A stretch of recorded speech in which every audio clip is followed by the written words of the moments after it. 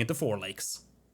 Here we go. Let's get ready for it. Leenock, 1 game up. Kasva, can he recover it here with the HRE? We'll have to see as we take to 4 lakes. No Roost coming out, of course. We already saw that in game 1, and people clearly getting bored of just rinse repeating it here on the good old 4 lakes.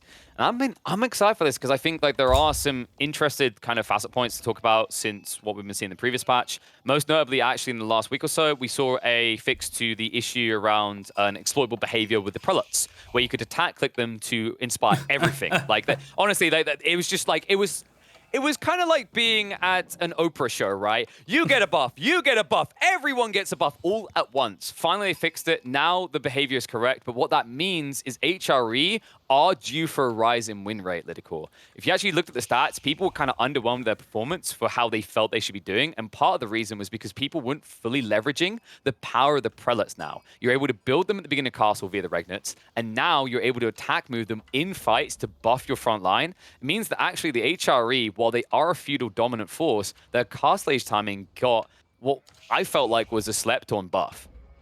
Yeah, indeed, a lot of people are sleeping on the HRE. In fact, right now on the rank ladder, this is the 3rd winningest civilization. Just preceded by the Abbasids and the Rus, the 3rd highest win rate belongs to the HRE, and the remarkable thing, if you take a deep look at the statistics, is that essentially at any point in the game, they have a 50% plus win rate. So a respectable win rate essentially at any time. If you start digging into the data, you will realize that the HRE is probably the least time-dependent civilization. You have some civs which really peak at a specific time and then start falling off a cliff after. Others have a slow rise to an insane late game. HRE is the less time-dependent. It is just good at all across the game because it has just such a powerful economy thanks to the prelates. Yeah, don't get me wrong. I think they're poo-poo on a stick in an hour-long game, right? That's when you're like, HRE rough, unless you've somehow dominated. And I think that's the key if, right? Like if I've dominated the 30-minute mark and I have all 5 relics, I'm probably going to be fairly comfortable in the late game because of how bolstered both my food and gold income is going to be. Food due to the Archon Chapel and gold because of the passive income. But that's the variance. That's what's required. And that's the thing that I think is great what you highlight there is that the HRE is a civ that tends to spike over and over again as they build up to the highest point. And you can argue that a civ like the Chinese or the English might go a little bit higher, right, in terms of their absolute peak. But the difference with them is that it tends to be accrual. I think the Chinese have a little bit of a spike here or there, but nowhere near as many as the HRE. And the reason is because no civ can compare to their quick tech timings as well as their ability to field a large army if you get in prolonged feudal due to their buffed up 40% gathering rate. Indeed, that's the case. The escalation from the HRE is just so rapid, and this gives them an edge in many situations. And as you said, other civilizations, they tend to have their ups and downs, whereas for the HRE, Juggernaut economy allows them to adapt to most situations. We'll have to see how Kasva is going to exploit this one against Leenock here. Yeah, it's kind of wacky when you think about how you beat HRE in early game. Like, people kind of question, like, how do you really beat the HRE? Well, you could say you outplay them, right? That's kind of the obvious one. But let's say like we're on equal footing. Like, how do you beat them? It still weirdly requires an outplay. And the outplay comes in your ability to take good fights early on and prolong the early stage of the game. The logic being is that, you know, an HRE player can actually function really well up to around 25 minutes in feudal. I think that's where you want to start looking up a castle. But if you get locked in feudal for longer, if you have to keep renewing the force, if you're up against a civ that is very feudal dominant as well, and they keep you there, the issue the HRE run into is that 40% gathering rate is a double-edged sword. I gather 40% quicker, but that means I'm moving into dangerous territory 40% quicker to gather resources. And I think that's where you're going to notice the pivot come out. With a bigger focus on feudal age, more people are going to look to target down the HRE and wear them down in the feudal. Yeah, or just establish map control and deny, as you pointed out, those key resources that they run out so fast inside their own base. So they have to expand much more rapidly. You try to control their expansion, and you try to cut them off from the relics when we reach Castle Age. That is your probably best bet at dealing with the HRE. But speaking of the HRE, we have a sneaky dock coming up here for Kasva. Leenock tried to preemptively wall this one, but he was too late to the party, and that dock is gonna be standing strong. Leenock is gonna have to fight for his own pond here, though Kasva might have to do the same here, as it looks like we have a sneaky will coming from Leenock too. Yeah, he's like, anything you can do, I can do better because I can build ships quicker than you. And it's true because, of course, the Chinese get a 20% buff to their speed in which they build ships. Means he'll be able to sink the economy on water of Kasva's a little bit faster due to getting the ships out quicker. However, where there's going to be an issue for Lee is if he gets caught fighting in his home lake, remember that you're the Chinese. Your ships are literally called junks for a reason, especially when they go up against the galleys, which are the superior firepower on the waterfront. Definitely the S tier unit in the feudal age. I know someone's going to go, KP Hulks are better, but yeah, how many Hulks can you afford compared to galleys? Especially on a map like this one, where you have to spread out your forces, possibly fight on 3 or even 4 lakes at the same time, as the name of the map indicates. In here, those resource-efficient, high-power units are really valuable, and the galley is probably the best bang for the buck, really. Absolutely. And, you know, the only civ that gets it a little bit better is, of course, the English. They get a 10% discount, but before anyone just goes full-on English or says I'm an English fanboy because I'm English, I still think the HRE better because that 40% gathering rate. I'd rather have 40% more gathering speed than a 10% discount on galleys because I know which one's going to feel more. Indeed, that's a nice little extra boost for the English on hybrid maps, but as you said, it is definitely not something that makes them even or even remotely close to civs like the HRE. It's nice, but it's insufficient for the English to be dominant on such maps like this. But as you see, Kasva, he's going to leverage that powerful economy of the HRE. Already has a stable out there, and he has the dock ready to start popping out galleys into the fishing geek of his opponent. Leenock, on the other hand, he has 2 junks queued up as well. I assume 1 apiece for each dock. Yeah, I actually like this play out Kasva, leveraging that stronger economy to stay in feudal longer like we talked about and getting land force, something that Lee can't do. Think about what the price is for Lee. Sure, these junks are cheaper than the galleys. I think it's about 240 resources to 360, something like that. But the thing you have to remember is that Leenock is making quite the burdenous investment on land. Imperial officials are 150 apiece, and he's also playing the Chinese. So high likelihood that he even wants to get a second TC or Song Dynasty at least means that it's going to put him further behind economically. Exactly. As you said, the HRE are more than fine just playing this eco game over here, whereas for the Chinese, this is not their ideal playstyle. So you're essentially forcing the Chinese player to do something not necessarily out of the ordinary, but something essentially reactionary, whereas you are more than happy with the state of the game right now, because the HRE just love to be in such a position. Yeah. And sorry, I done Chinese dirty. It's 210, I think, for the junks. But still, like, you need 2 of them versus 1 galley. It's not a good exchange when you consider the galleys are like 360. So overall, just a better situation for the HRE to find themselves in. And as it stands right now, like, fishing fleets are somewhat stable, but I feel like Leenock is going to be in a little bit of trouble because of this. He's going to have to transition onto land and set himself up appropriately. Notice that more horsemen are coming behind this from Kasva. Leenock is going to either need to go for the Song to set up a Barbican, or he's going to need to invest in some spearmen. Indeed, and he's just 1 step behind, you get the feel, because Kasva is already expanding to the lake to the south, horsemen harassing the gold miners, and you see Leenock is investing into 4 junks now, as opposed to just 2 galleys from Kasva here, and we could easily get a scenario where Leenock actually is over-investing into the defense of his own pond, and he's not gonna get a good trade because of that. And I like what Kasva done. Like, he split himself. Only 1 galley because he noticed Leenock was being a cheapskate on the offensive, and maybe this is the issue for Lee. Like, right now, because of what he's invested in his home pond, you feel like, great, I'm going to protect my eco. I would rather see him go aggressive onto his opponent's eco. The logic being is that afterwards, these ships are still postured in a way that blocks out Kasva's economy. If I win with all these ships in my home lake, I protected my eco, but now these ships don't do anything. I'm going to probably hit the delete kill. Yeah, exactly, and as you see, he invested into 6 junks over here. You could do the math on the exact resources spent over here, but you really get the impression that Kasva gets the better trade here, at least in terms of resources. It's 1260 versus 720 right here. And sure, like, you know, it's not close, like the junks win by a mile, but once again, investment logic, you have to apply it here. What's just happened is that Leenock has invested over 1,000 resources into defending his home lake. Meanwhile, Kasva spent under 1,000 to aggress it. And all the while, that's where the difference comes in, is when you look at the horsemen here, right? What the numbers I just gave, the difference between them is about the cost of 4 horsemen. So you can see how this investment difference comes into play. Because realistically, like, the eco isn't that far apart for these two.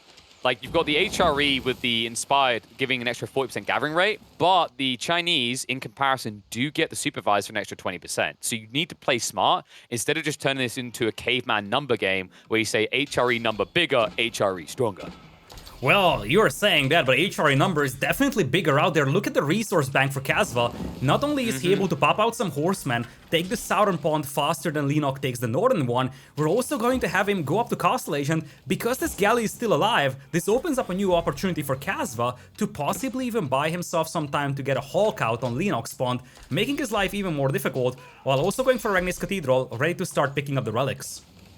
Yeah, I don't think he's going to go with the Hulk simply because he wants to start spamming prelates straight away for those relics you mentioned.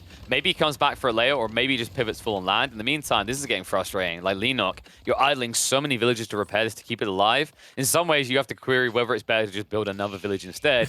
But gotta give credit where credit is due. Kasva, 4 horsemen in the apocalypse. They done a lot of work there. Leenock is kind of twisted by this. You can see that he's trying to catch up a castle, but I think he knows already that Kasva has beaten him to the punchline. The timing should be obvious by the lack of more horsemen in his base.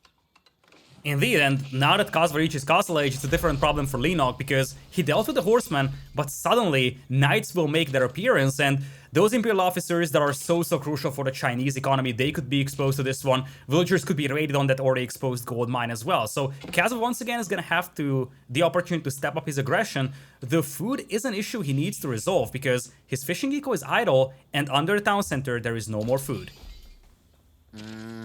And now I'm worried about the situation where Leenock won't be able to aggress on land, which means you're not blocking the HRE out from their biggest point now, which are these relics. These relics mean the world to him, and this could easily turn into a 5-relic game. If you look at the layout, Kasva has access to all of them. Leenock hasn't guarded a single relic. We haven't got one of those awkward backspawn relic situations. They're all forward of the player's bases. Yeah, but 2 of them are to the south, and right now Kasva controls that part of the map, so he should have no trouble getting at least 2 or 3 for himself over here, but likely more than that, because still, Leenock is at 2. Yeah, I mean, he definitely has the chance for that. Like, think about this. He's got knights out. Leenock stopped building spears. He's trying for his tech up. It just means that Leenock is weakening himself. In fact, I'm not the biggest fan of what Lee just done. He went for Song Dynasty. He's behind in the tech race up, and now he's definitely forfeited everything. And the crazy part is because he makes this choice, Kasva isn't being too greedy with this Hulk investment. This Hulk is going to pay dividends. It's going to draw Leenock to reinvest on the waterfront and once again kick his castle timing down the road. Yeah, that's exactly it. And as you said, holding off the HRE when the HRE is in Castle Age and you are still in Feudal is a problem. Right now it's only nice to deal with, but if Leenock is delayed so heavily to Castle Age, there is also the risk of men-at-arms appearing, something that the Chinese don't really have a good response to in Feudal Age, and Leenock could easily find himself forever stuck in Feudal Age, having to invest into units that will take underwhelming trades against the Castle Age army. So that's what people mean when they say they want more FFA. Forever Feudal Age. It does feel like that's happening a lot, but usually it's through choice these days, Lida. People want to stay there. The problem is Leenock doesn't. Like, this matchup doesn't work. What are you going to build in Feudal that contest this? The Song Dynasty makes even less sense from that perspective. Like, if you're going to try to TC boom now, I think you've just lost the game. If there's anything we've learned after months and months of Age of Empires 4, it's that you cannot eco-erase the HRE. Oh, look at that! Oh! There is a demo boom, though! Hold on. Now I think we're back at release. The last time one of them looked that impactful, I think it was months ago. Finally, a nice little pinch there. Good play by Kasva. And Leenock, I'm worried because that boom right there, look what he's done. He queued up 4 more junks. And he still hasn't addressed the knights in his base. This is just a slow and painful bleed here for Leenock right now. He's bleeding villagers, and he's going to be bleeding resources, having to reinvest onto the water. The knights, they have enough numbers here to take on the spearmen even, and as you said, Leenock has nothing to hold these guys off, let alone deny the relics, or let alone hold off the hawks for the time being. You know, you look at the numbers and go, oh, Leenock has more eco, but it just doesn't matter because of what Kasva's done. Like, he's about to bank his 3rd relic. That's 600 gold passive, which means he's got an extra 15 villages in his eco. He is ahead. He's clearly ahead right now. And Leenock still lacks any sort of transition. Finally, he realizes his weakness. He has saved up for the castle up, and I feel like this should have been happening a lot sooner. This delay has hampered his ability to now aggress on land, and it means that Kasva is likely going to have to make some mistakes for Leenock to get back in this, especially now that Lee is facing off against 2 Hulks that are about to wipe his fishing fleet out. We talked about this one, HRE are just so rapid to escalate here, and now Kasva possessing 3 relics at minimum, possibly more than that. He is going to have the escalation come in for him, continue to amp up the pressure on the fishing eco. For now, Leenock is gonna hold this, but once again, look at the amount of resources he has to invest just to save his fishing eco. Tremendous amounts of wood and gold spent only on this pond to defend. And the only upside right now for Lee is that Kasva never got sails. If you got sails there, honestly, you've been struck by a smooth criminal you'll never hit. He'll at least get one Hulk, but it's probably going to cost him the rest of the fleet. In the meantime, his aggression really is coming to no fruit anymore, right? He's not bearing any rewards for it. He did play north side, so it looks like Leenock is truly trying to encompass 4 lakes. But my issue is 4 relics. Kasva now has 800 passive gold a minute. This is where you can easily end the game or just choose to Imperial Rush, and Leenock is once again going to be behind. Indeed, and as you pointed out, Leenock is nowhere close to being able to do eco damage to Kasva. It's not like Leenock could easily punish an Imperial Age here, possibly. He still is playing a reactive game over here, still having to deal with the Hawks. As the junks lag behind, also a couple of fishing ships will be picked off. Kasva is just escalating his game so much more rapidly. It feels like Leenock, there are maybe a few pocket strategies that can get you back into this. The reason why you aren't necessarily seeing like a full surrender of the flag is that Kasva is not really doing much. If you think about it, if you look at the count, like he only has 3 knights, he isn't amassing a military force to end the game. He's very much in cruise mode. Kasva intends to go Imperial. He just wants to try and shut down all the fishing Leenock has online in the meantime. And by doing so, Lee is going to be hard stock castle for the rest of this game. Exactly. Like, the fact that Kasva is not wiping the floor right now with Leenock's villagers doesn't necessarily mean that he's not ahead.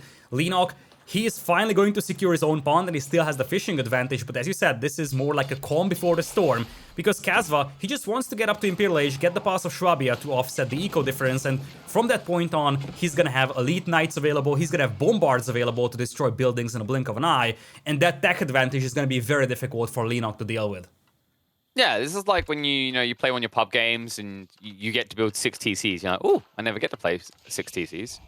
Maybe I can build 8 TCs, right? And you're like, well, it's basically my game to win, so I'm just going to do what I want, right? And that's what Kasva's doing. He's like, oh, I don't always get 5 relics. It's quite nice to have 5 relics. I guess we'll just do the standard HRE build now. And that's exactly what's happening. Love Hotel's going up, which means he's going to be printing villages like there's no tomorrow. At which stage, Chinese players going to fall behind. We have to remember, at the end of the day, Leenock didn't build additional TCs. So while Song Dynasty did perk him up a little bit, I still don't feel like it done anything necessary here. I feel that the Barbican was actually just a waste. Yeah, I mean, it's helping a little bit with the villager count, but all of that is just compensated by the fact that Kasva is killing villagers non-stop with those knights. He is doing just enough harassment to make sure that Leenock can't really catch his breath and can't really think about any kind of counterattack.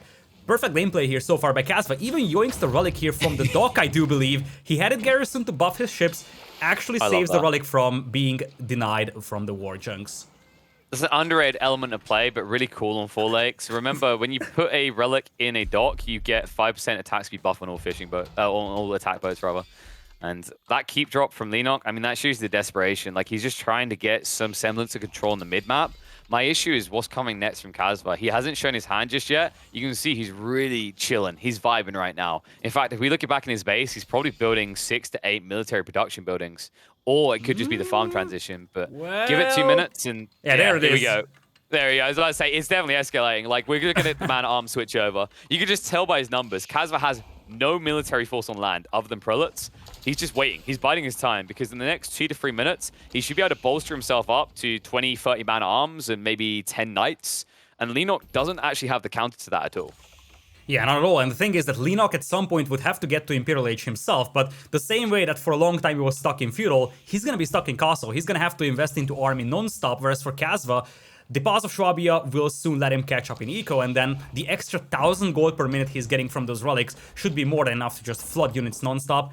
And keep in mind, he can use those relics garrisoned inside towers or keeps to have insane range and firepower on those emplacements, essentially.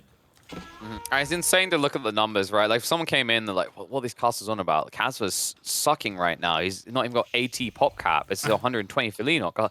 No, yeah, but think about what's being invested into, like where that's all gone here. You know, the boats that aren't really achieving much anymore for Leenock, the amount of cheap crap with the spears he's been building, the fact that Kasva is already teched up, and how phenomenal his gold gain is going to be, it's going to allow him to do other moves like this. You can see the keep drop on the north side to block out the fishing fleet now. This is vile. Leenock has almost 20 fishing boats up here. And it's even worse if all of them are idle. Because losing them is one thing. If all of them are idle, they even take population space, which is going to be annoying down the road. And also Kasva sets himself up with a beautiful keep to further deny the gold on the left side, because do keep in mind, both large gold deposits are to the left of that keep. So he's also confining Leenock into his base quite well.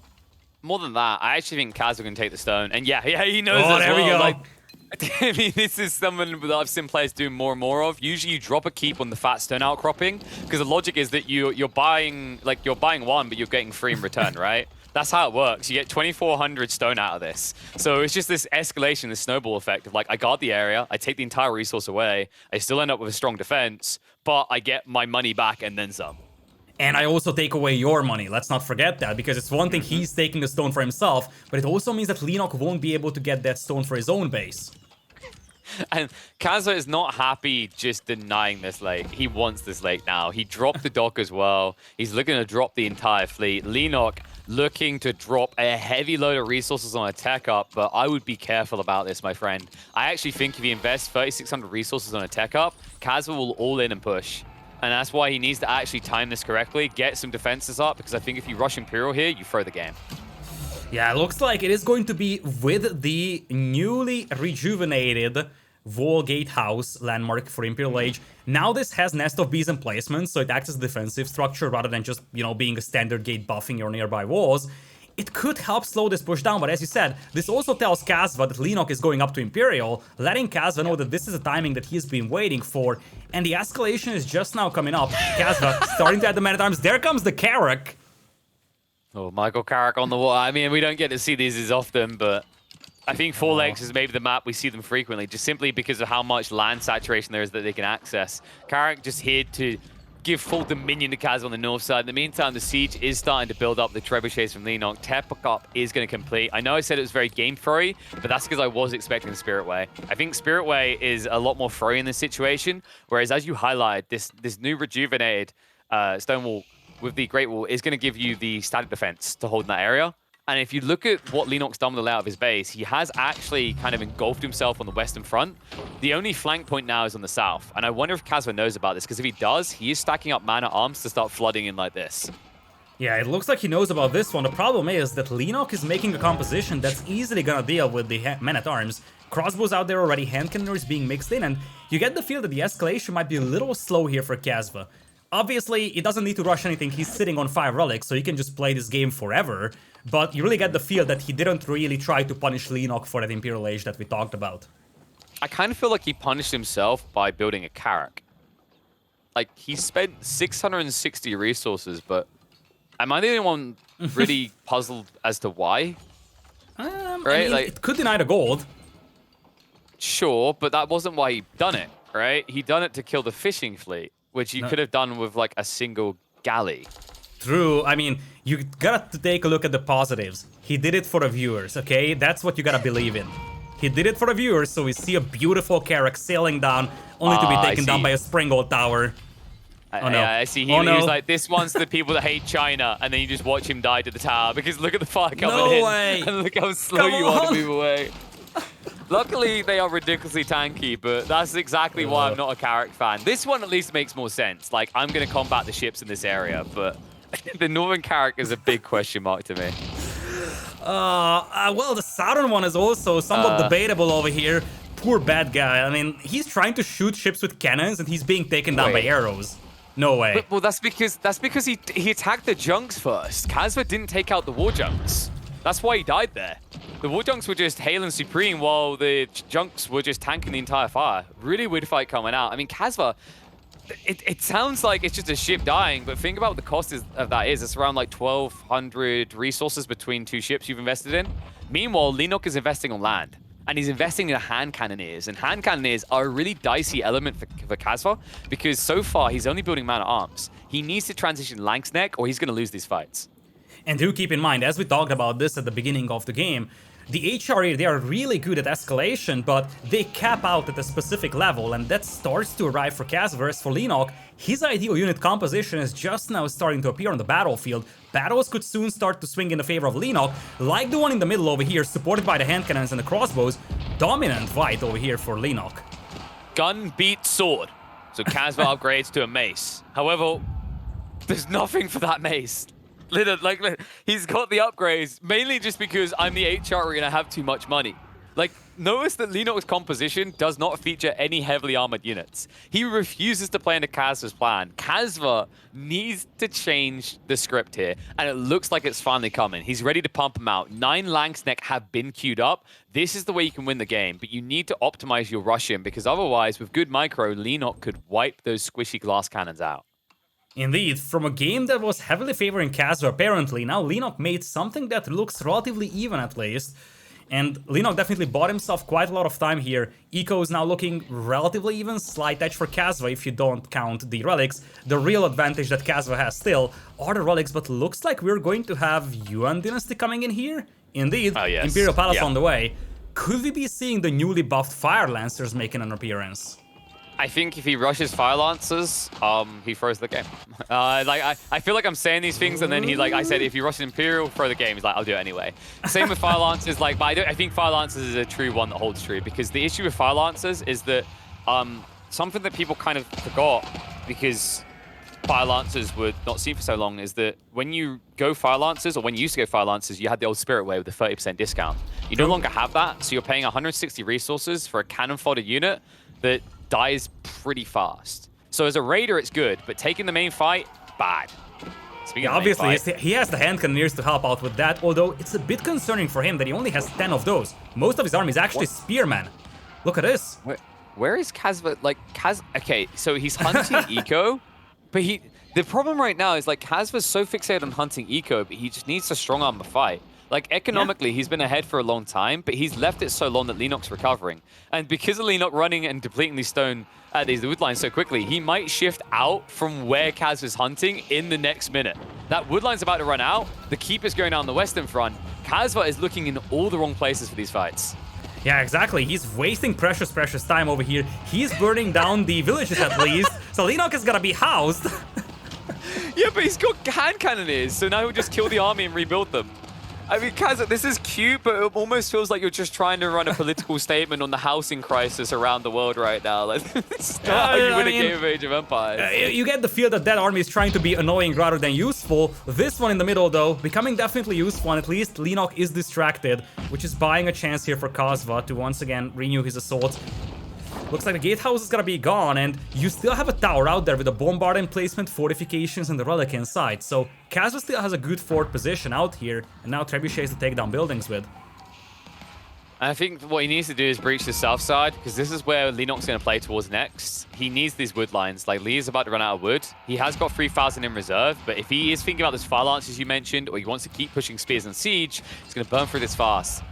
So far, though, hand cannoneers are proven pretty dominant in these fights, and I think this is where Kasva really could benefit from a switch-up. 1 or 2 Mangonels. It feels weird to say, because, HRE players, we know how they are. You say Mangonel, and they say Langsneck. No, Mangonel. Langsneck. No, but Mangonel. Yeah, but Langsneck do splash damage. And I like infantry. I'm an infantry civ. No, build Mangonel. Please, build Mangonels, because I think, actually, 2 or 3 Mangonels ruin Leenock's ability to fight at all. Yeah, indeed, although the Mangonels could be soon countered by the Fire Lancers appearing, so looks like Leenock indeed decides to go for such. This will be immediately spotted by Kasva though, so he knows what's coming up. And Kasva himself adding the Horsemen on his side. Ooh, trebuchets, expensive trebuchets being taken down over here. Massive value possibly lost here for Leenock. Oh, he can't stop it in time. And the walls are going up as well. Kasva, he knows what's coming. He won't allow it. He saw the Fire Lancers. Leenock may have jumped the gun by moving the Fire Lancers north and revealing his hand. He gives time for Kasva to now counter. And Kasva, the counter I want to see is Spears Langsneck. Mass those 2, because those 2 alone can win this. I don't mind continuing a Horseman to wrap into Leenock's economy, but the way you're going to win these stage fights is now a mixture of cleave damage and damage absorption to deal with the Fire Lancer hand cannoneer combo. Exactly, also cheap units out there to just meet those rather expensive Fire Lancers. Down south, Kasva holding himself off the... Oh, Leenock got caught in a farm transition forward of his base. This could be devastating. Because Kasva knows very well what's happening. He knows that there is blood in the water. He's going to get a freebie. I'm not really sure what that Culverin was expecting there. The problem right now is Kasva doesn't have his spears in position, and now he's drawn to the north side. Leenock, remember, he blocked the wall going up and snuck into this central this northern keep with the farms, and now the wraparound. It looks like Fire Lancers want vengeance. Trebuchet for Trebuchet, they say. And the issue I see now is Leenock won't take a fight. He's now going to dive to the back of Kasva's base, and Kasva, worst case situation, is going to be caught running around his own territory instead of squeezing Leenock's. Indeed, as you pointed out, this is going to slow down Kasva's advance so much, though Leenock is losing precious and expensive units over here doing this. He's losing expensive hand cannoneers, he's gonna get his fire lancers cleaned up as well, and once Kasva has the walls up, suddenly Kasva can once again renew his assault, and also he will have both sacred sites under his control as well. So you gotta wonder if Leenock losing all these expensive units over here is going to be worth it for him. And the reason why he made the sacrifice is he needs to set up the farms, right? So you want to draw attention away. If you actually look at the resources right now, you mentioned this hand cannoneers. The only reason he won't be able to afford them isn't gold, actually. It is the food situation, and he realizes it. And this is kind of one of the awkward things about 4 lakes. When you are heavily reliant on those lakes and the fishies start to dry up, need that transition. And it seems Leenock has been kind of caught with his hand in the cookie jar in that moment. Good way to recover it, though. And considering these fire lancers are still active at the back of Kasva's base, I think he will buy enough time to get those farms online. Yeah, and the defensive keep as well to protect this farming eco out here. So as you pointed out, Fire Lancers had to be sacrificed here for the great cause of setting him up with the farming eco. It is gonna be there is gonna be sustainability, but then again, army numbers looking much better for Kasva, so all those units being lost will soon have at least some sort of effect in these battles. 70 army on the field as opposed to just 26. And the walls continue to go up. Kasva starts to create a prison cell to store Leenock in. A long wall as well. One that you may notice has engulfed the sacred site. Kasva identifies a different win condition. If he cannot breach quick enough into Chinese territory, he can look to trigger that sacred site tick down. Yeah, he's got a lot of win conditions in his hand. The sacred sites, the 5 relics he possesses, or just the sheer fact that Leenock doesn't even have any access to gold anymore. He's at 80 gold per minute. So many win conditions out here for Kasva. He just needs to make sure he doesn't throw this game, because you really get the feel that now he's in firm control. Yeah, because now what do? Build spears against Langsneck? That's pretty GG. Do you build horsemen against spears? That's pretty GG. Like, right now, your options are limited. It's kind of funny that we are in a meta that's dictated by food and wood, yet the gold really is going to be the difference maker here. Leenock trying to draw attention away again before the wall's fully complete, but limited attention to be drawn. And you can see the issues about to come out. I mean, Leenock, it's not just the fact he won't have the gold for the hand cannoneers or the fire lancers anymore. The fact that he won't be able to mass siege to even get through these walls. Yeah, indeed, and that's the problem right now for Leenock. The problem is that he might survive for 10 more minutes, maybe even 15, but he's not getting closer to a victory condition, whereas for Kasva, he's not only almost at 200 population, set up with the walls, he's banking up tremendous amounts of resources. Kasva can play this game for 5 hours and still be fine with it. Yeah, and we talked about this earlier on, right? The whole idea is if we get late enough in the game, 50 minutes, 60 minutes, the Chinese can peak higher.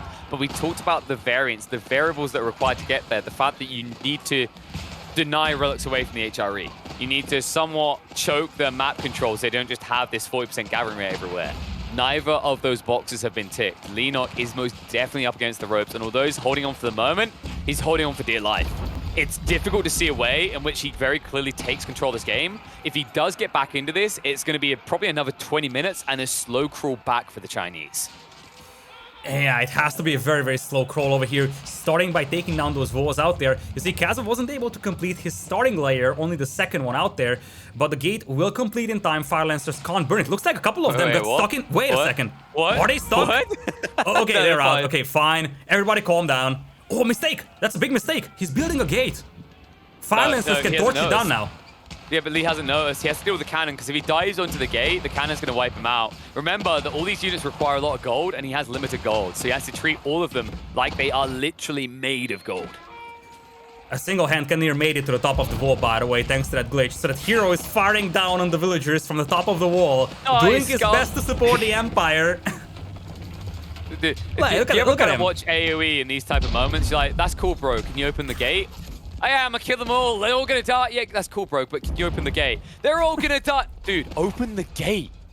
Or just kill the villagers that are there to repair. That could also work.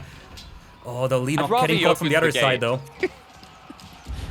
But we don't have the technology for that. Kasva has raided in onto the farmlands. Leenock has built up a surplus, so won't be shut down indefinitely. Gotta give credit where credit is due. Leenock is actually starting to stretch the map and make Kasva work for it. And you can see that Kasva is suffering to maintain pop cap in each of these fights. The same goes for Leenock, because behind this, he's slowly sacrificing eco and premium military. Yeah, and the eco is the key thing here. So as you said, Leenock is now struggling to sustain eco, down to 82 villagers at this stage of the game, with 30 plus of them being so frequently idled. Sustainability is a bigger and bigger question right now for Leenock, whereas for Kasva, he's got a lot of resources to burn, so it's probably just a lack of production for Kasva, really, that he isn't able to be pop-capped. Kasva really likes his walls. I mean, it's just like, you know, it's the evolution of Kasva. We had Outpost Kasva, now we've got Walling Kasva. You know, I don't know what comes next. Keep Kasva? Nah, those have been nerfed in the ground. But right now, Dominant Kasva is what I'm focused on. Leenock, wondering what his next step is going to be. You can see how he's struggling. Like, he has to go frugal now onto the Spearmen en masse to protect the hand cannoneers. Issue with this is that Kasva's already aware of it. Look at the Langsneck count. 16 and 19 man-at-arms. The moment they touch those spears, boom, that front line is gone. And the follow-up is going to see the hand cannoneers die fast as well. We have to remember this is a unit that isn't as tanky as it once was. Used to have 150 health, now down to 130. Means it's much easier to snipe out. Indeed, it's much easier to snipe out, and it has a tremendous damage output, but that's not particularly great against the Landsknecht because the Landsknecht by itself isn't a tank unit, so you're doing a lot of overkill damage on it essentially. A lot of your damage output is actually wasted when you're fighting against Landsknecht with hand cannoneers. Yeah.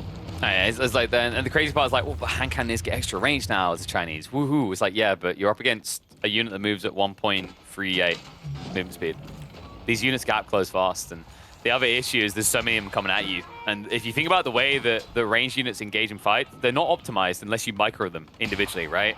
So it's very difficult to wipe out enough troops before they're on top of you. You're going to see this effect they get on top. The Langsnecht quickly just sweeping through the Spearmen. Second wave is coming in. I love this actually from Leenock. If he layers his melee in one line at a time, he'll hold long enough for the hand cannoneers to clean house. But he needs to do this right. And the problem is, you might not be able to do it right. With Kasva coming in, the Spearmen already wiped out. The Knight follow-up might be good enough. And Leenock looking like he could get pinched. If the Knights go around the backside, the hand cannoneers cannot retreat. And that's going to be an army wipe. You see him start stepping back now. Knights giving quick pursuit here, trying to stack on top. In the meantime, a raid comes in, once again diving into the farmlands, and Leenock, although he keeps the hand cannoneer alive, is once again going to sacrifice economy to do so. And sacrifice map control as well. As you said, beautiful moves from Kasva to keep the cavalry behind until the spearmen were there.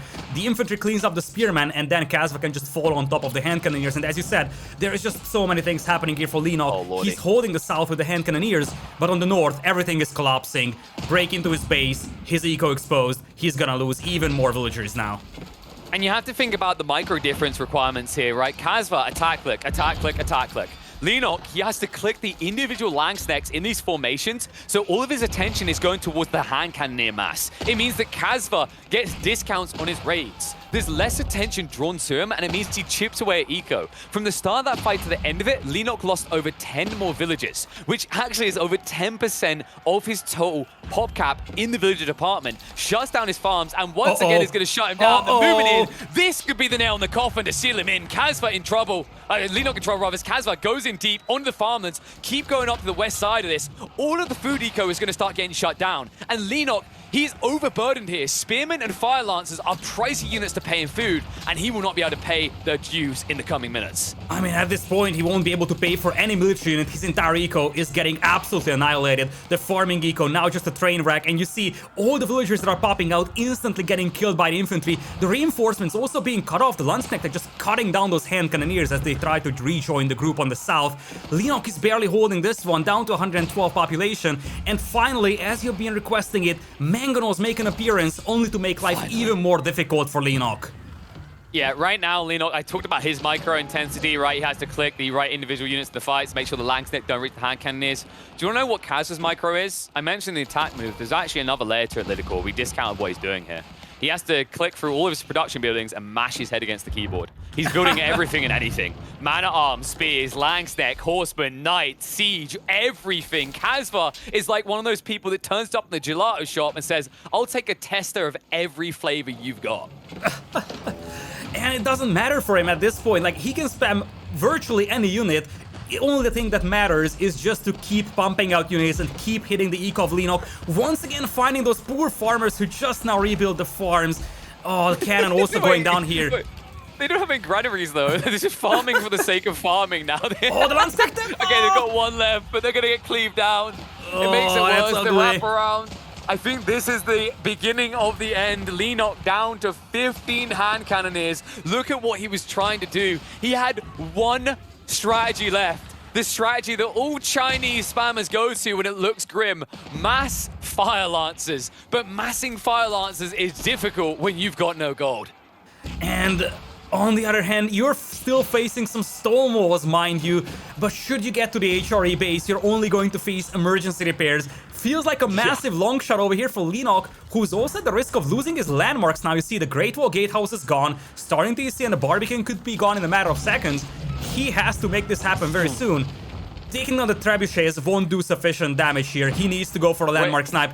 In he goes. Okay, there's a gap. There's a gap. But here's the issue. You mentioned the E-repairs, no. the second wave of Oh, walls. no. I wouldn't be surprised if Leenock sees this wall and calls GG straight away, because this Fire Lancer play was doomed from the moment he recognized it. Maybe 3 or 4 minutes sooner, he could actually reach the numbers required, but 41 is not going to be quick enough. His only choice is to take a fight, diving under the keep, and it looks like he is going to be donezo here.